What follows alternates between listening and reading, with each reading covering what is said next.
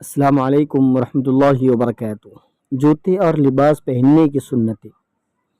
حدیث کے اندر ہے، بخاری شریف کی روایت ہے، اذا انتعل احدکم فلیبدأ بالیمین واذا نزع فلیبدأ بالشمال لتکن الیمنی اولاہما تنعل واخراہما تنزع۔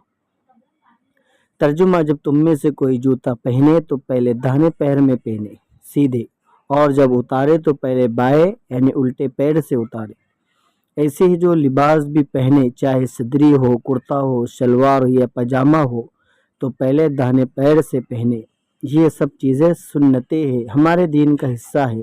اگر ان پر عمل کرو گے تو بہت جلد صاحب نسبت ہو جاؤ گے۔